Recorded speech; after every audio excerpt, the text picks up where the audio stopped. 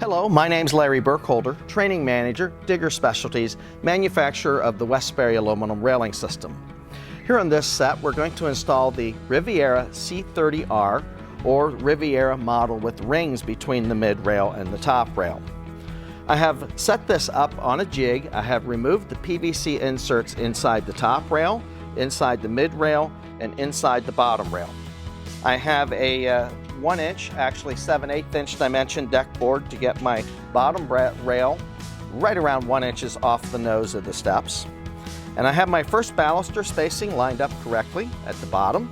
I have my first baluster spacing lined up correctly just below the mid-rail. I want to point out a comment here with the rings. This is going to apply to Riviera models C32, C33, C34, and C30R that we're working with here. And some applications, geometrically, how you cut this down, it is an impossibility to get equal spacing at the top and the bottom of your railing system. That's going to apply whether it's a straight rail system or a stair rail system. So this system is going to be installed with a different gap at the top of the stairs as compared to the bottom. Another thing that we want to note is all these rails are marked bottom of the stair. Underneath the bottom of the bottom rail, there is a pink sticker that is going to designate that that is the side of the rail that is to be installed at the bottom end of the stair section. This is very important to get your balusters, your short balusters, and your rings installed correctly.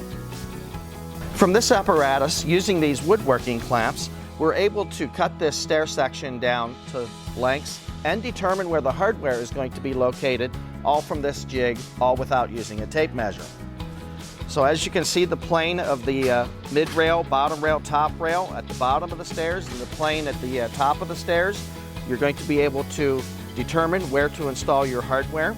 And also at the bottom of the stairs, you're going to want to mark your rail cut 3/16 inch off the post on the top of the top rail, top of the mid-rail, top of the bottom rail. On the top side of the stairs, you're going to want to measure and cut your rails 3/16 inch off the post, off the bottom of the top rail, bottom of the mid-rail, bottom of the bottom rail. If you want a better illustration of what that looks like, reference our Riviera C32 stair install video where I actually show all that hardware going into place. We have now cut our rails to length and made sure they fit within our hardware that we have mounted. Please note that these little pink stickers that are marking the lower end of the rail, I had to remove them from the rail prior to cutting and relocate them up closer to my cut, so I never lose sight of where the bottom side of the rails are located. So I have put my first balusters in here and made sure, since I did have some movement available, but I have side entry screws into both locations. I have 3 of the screws in place. I'm going to finish the last screw. Of course, I have taken time to make sure that my first baluster spacing is going to be equal on both ends on the bottom rail. You would repeat this on this side and 2 locations at the bottom of this rail as well.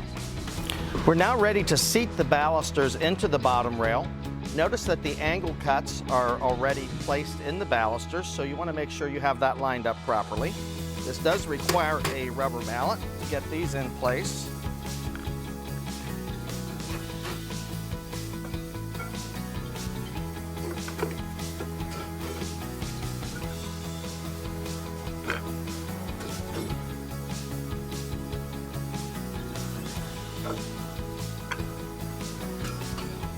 We're now ready to seat the mid-rail onto the balusters. We have the slotted side turned up, because this is the side the rings that are going to be going on. And underneath here is my label that is marking that this is the bottom side of the mid-rail. So I have the first 1, 2, 3, 4 balusters started. We're ready to seat the last 2. And a couple friendly taps with the rubber mallet. And this rail is ready for the side entry screws. We're of course going to check first baluster spacing because we have room for a little bit of movement left and right, but this is basically ready to install. We're now ready to attach the mid rail to the brackets. This is a side entry number 2 square head, flat head. Repeat that on the back side and at the 2 locations on the bottom of the stairs. We're now ready to install the rings into the slots, into the mid-rail. And you notice we have a long tab and the bottom, the short tab. The shorter tab goes down into the mid-rail. The longer tab is going to go in the top rail. And this is just to seat these as down as far as they will go. We're now ready to seat the top rail into position. I have my little pink label down here that denotes this is the bottom of the top rail. I have the first several started, and I'm simply going to seat these into the slots, into the bottom of the top rail. And a rubber mallet for the final positioning. This rail is now ready to be installed into the hardware. We're ready to attach the top rail to the hardware. This is side entry. Flathead screw. Repeat on the back side. Repeat on the bottom side of the stairs on both sides. We're now ready to install the hardware covers.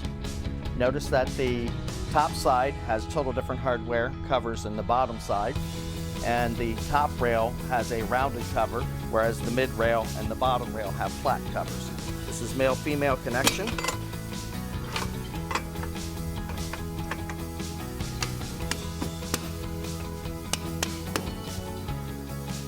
We're now ready to put the covers in place on the bottom side of the stairs.